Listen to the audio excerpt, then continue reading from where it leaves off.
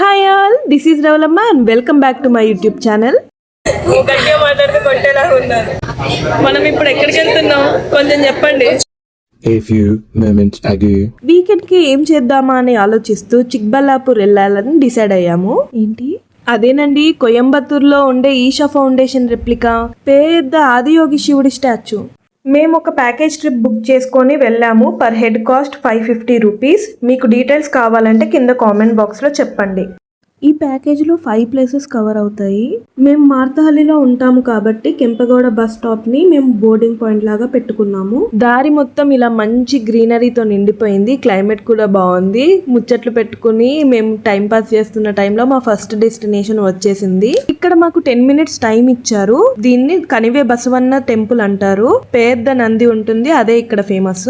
నందికి దండం పెట్టుకుని లోపల ఉన్న చిన్న టెంపుల్స్ అన్నిటిని దర్శనం చేసుకున్న తర్వాత మాకు వచ్చిన చిన్న డౌట్ ఏంటంటే, ఆ పెద్దనంది ముందు శివలింగం ఎక్కడుందా అని ఆలోచిస్తూ బస్ ఎక్కేసి మా సెకండ్ డెస్టినేషన్ దగ్గరికి వెళ్ళిపోయాము. భోగ నందీశ్వర టెంపుల్. ఇక్కడ మాకు 25 మినిట్స్ టైం ఇచ్చారు దర్శనం చేసుకోవడానికి. టెంపుల్ ఏరియా చాలా పెద్దది, అందుకే మాకు కొంచెం ఎక్స్ట్రా టైం ఇచ్చారు. ఆల్సో లోపల ఉన్న ఆర్కిటెక్చర్ కూడా చాలా బాగుంది. మాకు ఇచ్చిన టైంలో మేము పెద్దగా ఎక్స్ప్లోర్ చేయలేకపోయాం, కానీ మీకు టైం ఉంటే డెఫినెట్ గా విజిట్ చేయండి. One of the oldest temples ఇక్కడి టెంపుల్స్ లలో ఇది. ఈ టెంపుల్లో 2 శివలింగాలు ఉంటాయి. ఒకటి అరుణాచల లింగం, ఒకటి భోగేశ్వర లింగం.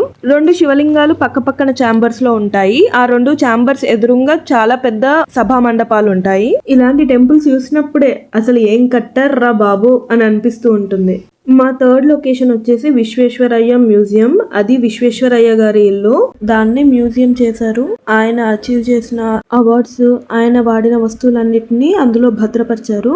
మ్యూజియం లో photos and videos strictly not allowed. పక్కనే ఉన్న తోటలో ఆయన సమాధి కూడా ఉంది. Very inspiring to watch all of them. Definite గా విజిట్ చేయండి.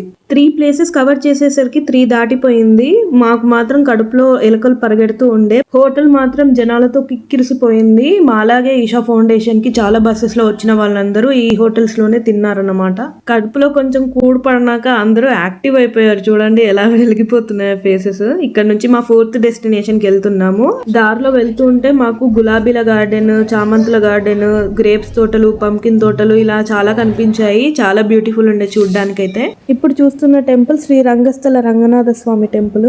గుళ్ళోకి వెళ్ళక ముందు మాకు ఇచ్చిన ఇన్స్ట్రక్షన్స్ ఏంటంటే, లోపల చాలా కోతులు ఉంటాయని. అన్నట్టుగానే లోపల చాలా కోతులు ఉన్నాయి. చేతిలోని వస్తువులన్నిటిని కూడా లాక్కోవాలని ట్రై చేస్తూ ఉన్నాయి. అందుకే మేము బస్సులోనే మా చెప్పులు గాని వస్తువులను గాని విడిచిపెట్టి వచ్చేసాము. ఎంటర్ అవ్వంగానే ఇలా దశావతారాలు దర్శనం ఇస్తాయి. ఇంతమంది ఉన్నా కూడా లోపల ఏంటో మరి ఒక రకమైన ప్రశాంతమైన ఫీలింగ్ కలుగుతుంది ఏ టెంపుల్లోకి వెళ్ళినా కూడా. అదే ఇక్కడ ఉన్న ప్లేసెస్ లో ఉన్న మ్యాజిక్. శేషతల్పం మీద విష్ణుమూర్తి ఉన్నారు లోపల. ఇక్కడ నుండి ఇక మా ఫైనల్ డెస్టినేషన్ కి స్టార్ట్ అయ్యాము. క్లైమేట్ చూసారా, అదరహో అన్నట్టుగానే ఉంది.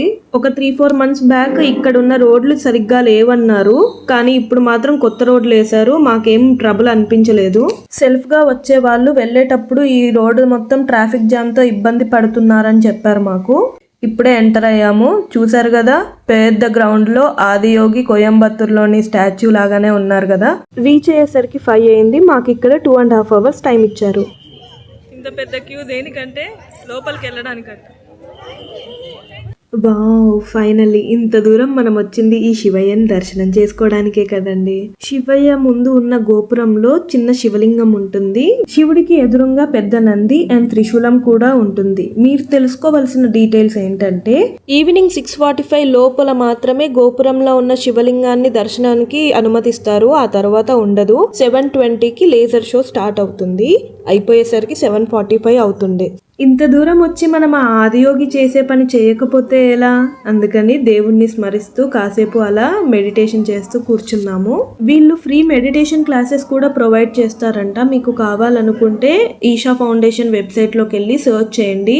లోపల కూడా మళ్ళీ లైన్ లో నిల్చున్న తర్వాత ఆ చిన్న శివుడి టెంపుల్ లోకి వెళ్ళి దర్శనం చేసుకున్నాము 6:45 లోపు. వాళ్ళ దగ్గర టికెట్ తీసుకుంటే లోపల గంగతో శివునికి ఇలా అభిషేకం చేయనిస్తున్నారు. ఫస్ట్ లో చూస్తే తెలియలేదు, కానీ ఇలా చూస్తే మాత్రం బాబోయ్ వేల మంది వచ్చారండి. అందరూ ఇలా అసెంబుల్ అయ్యి ఎప్పుడెప్పుడు లేజర్ షో స్టార్ట్ అవుతుందా అని ఎదురు చూస్తున్నారు. మీన్ వైల్ దేవుడి నామస్మరణ చేస్తూ కూర్చున్నారు.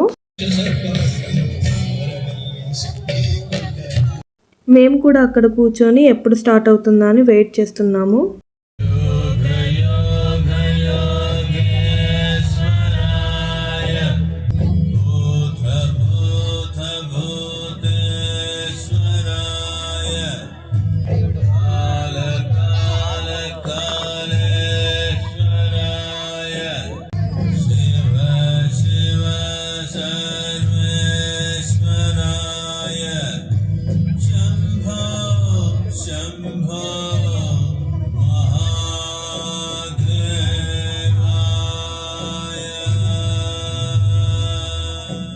ఆదియోగి స్టాచ్యూ అన్నాక సద్గురు కనిపించకపోతే ఎలా? ఆయన ఏదో కన్నడలో చెప్పారు, మాకైతే ఒక్క ముక్క అర్థం కాలేదు. కానీ ఆ డీజే సౌండ్స్ లో, ఆ చీకట్లో చంద్రుడి కింద కూర్చొని అలా చూస్తూ ఉంటే మాత్రం అదో different level of feeling. Laser show start అయిపోయిందండోయ్.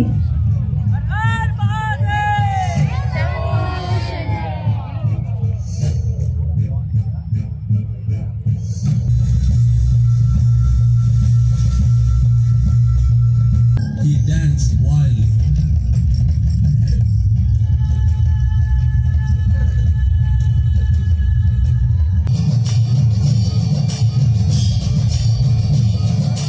Overall గా ఇలా 20 నిమిషాలు లేజర్ షో వేశారు.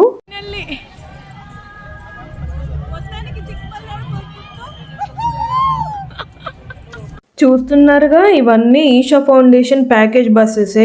చాలా బస్సెస్ రిలీజ్ చేస్తున్నారు సాటర్డే సండే. నాకైతే ఇది చాలా కంఫర్టబుల్గా అనిపించింది. మీరు కూడా వీలైతే ఇలానే రావడానికి ట్రై చేయండి. మా ఫ్రెండ్ చిన్న ఆదియోగి స్టాచ్యూ తీసుకుంది. మొత్తానికి ఇదేనండి మా Chikballapur trip. I hope you guys also enjoyed. Please like, share and subscribe. Ravalamma. Thank you so much for watching. Bye. మరి రావాలమ్మా, నీ ఫోనేనా? కాస్త మా ఫోన్ కూడా చూడు అప్పుడప్పుడు.